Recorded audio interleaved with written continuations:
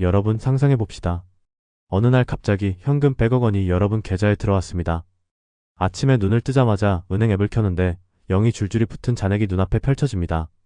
심장이 터질 것처럼 뛰고 손이 덜덜 떨리죠. 이게 꿈인가? 아니면 진짜인가? 첫 충격이 지나면 곧 계획이 머릿속을 스쳐갑니다. 부모님 빚을 갚아드리고 새 아파트를 사고 명품 옷과 시계를 사고 전 세계 여행을 떠납니다. 그리고는 이렇게 생각하죠. 이제 평생 걱정 없이 살 수 있겠구나. 그런데 또 한 가지 생각이 들었습니다. 이 돈이 1년 안에 사라져도 다시 100억을 만들 수 있을까? 여러분 대답할 수 있나요? 대부분은 조용히 고개를 젓습니다. 왜냐고요? 우리는 돈을 지키는 법은커녕 돈을 버는 법조차 배운 적이 없기 때문입니다. 학교에서는 수학, 과학, 역사, 국어를 가르쳐 줍니다.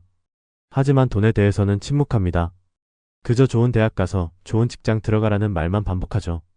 그러나 시대는 변했습니다. 안정된 직장은 점점 줄어들고 돈의 흐름은 점점 빨라졌습니다. 옛날 방식으로는 더 이상 부를 만들 수 없습니다. 진짜 부자는 이렇게 말합니다. 돈은 줄 수 있다. 하지만 그건 금방 사라진다. 진짜 물려줘야 할 건 돈을 만들어내는 방법이다. 오늘 전해드릴 이야기는 한 평범한 미국인이 아들에게 남긴 부자 되는 법칙입니다. 그는 억만장자 리스트에도 뉴스 헤드라인에도 오르지 않았습니다. 하지만 그는 평범한 직업에서 시작해 평범한 도시에서 스스로 부를 쌓았습니다. 그래서 이 이야기는 더욱 현실적입니다. 평범한 사람이 부자가 된 이야기이자 여러분이 내일부터 실천할 수 있는 이야기입니다. 믿어라. 목표는 의심하는 게 아니라 믿는 것이다. 이야기 속에서 주인공 존은 정원사로 등장합니다. 그는 불을 마치 정원을 가꾸듯 키웠습니다. 불하는 나무가 건강하게 자라도록 잡초를 뽑고 물을 주고 거친 바람을 막아주는 일. 이 과정에는 욕심이 아니라 인내가 필요합니다. 정원사에게는 특별한 제자가 있었습니다. 그의 이름은 지미. 지미는 과거 음주운전으로 정원사의 아내를 죽게 만든 장본인이었습니다. 형기를 마치고 출소한 지미는 진심으로 회개했고 정원사의 용서를 받았습니다. 그리고 그는 부자가 되는 법을 배우기 위해 정원사의 곁을 지켰습니다. 지미는 부동산 중개인 시험에 합격했고 설레는 마음으로 새 직장에 들어갔습니다. 하지만 곧 현실의 벽에 부딪혔습니다. 고객이 오지 않으면 보여줄 집이 없고 보여줄 집이 없으니 계약도 불가능했습니다. 그는 한숨을 내쉬며 말했습니다. 저는 신참이에요.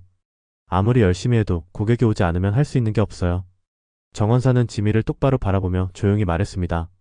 넌 지금 가능성이 아니라 장애물을 믿고 있구나. 목표는 의심하는 게 아니라 믿는 거야. 그 말은 단순한 위로가 아니었습니다. 정원사의 눈빛에는 확신이 담겨 있었습니다. 마치 내가 이걸 믿지 않으면 아무리 좋은 기회도 내 눈에 보이지 않을 거야 라고 말하는 듯 했습니다. 장애물보다 목표를 바라봐라. 인간은 참 똑똑합니다. 새로운 일을 시작하면 그 일에 딸려올 문제와 위험을 재빨리 계산합니다. 이건 돈이 안 될 거야. 시간이 너무 많이 들어. 내 환경에서는 불가능해.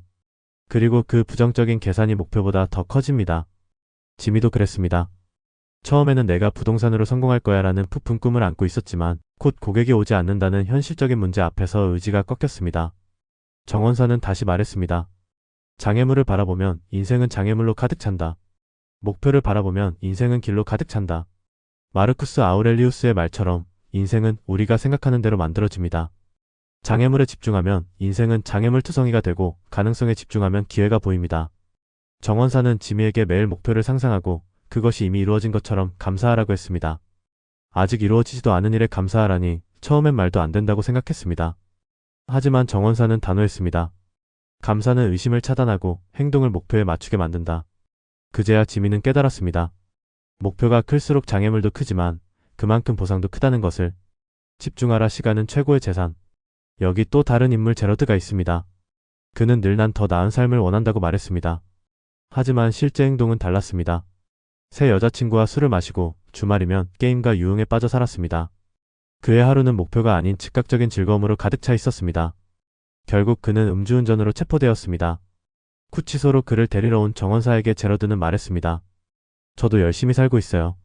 그런데 시간이 없어요. 정원사는 단호하게 대답했습니다. 오늘 내 시간을 보면 내일 내 인생을 알 수 있다. 모두에게 하루는 24시간입니다. 빌 게이츠, 워런 버핏, 그리고 우리 모두에게 똑같이 주어집니다. 차이는 시간의 양이 아니라 시간을 쓰는 방식입니다. 부자는 중요한 일에 시간을 집중합니다. 평범한 사람은 사소한 일, 즉각적인 쾌락, 의미 없는 고민에 시간을 씁니다.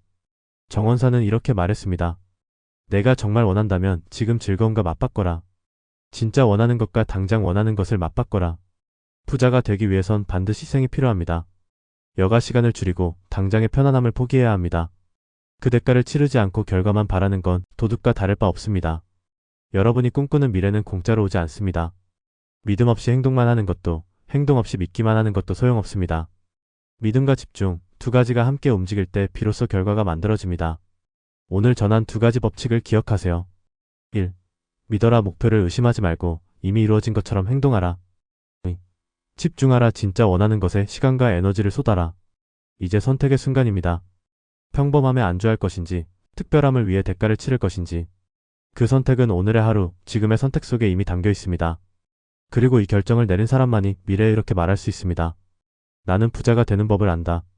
그리고 그 법은 결코 변하지 않는다. 오늘 영상이 도움되셨다면 구독과 좋아요 부탁드립니다. 감사합니다.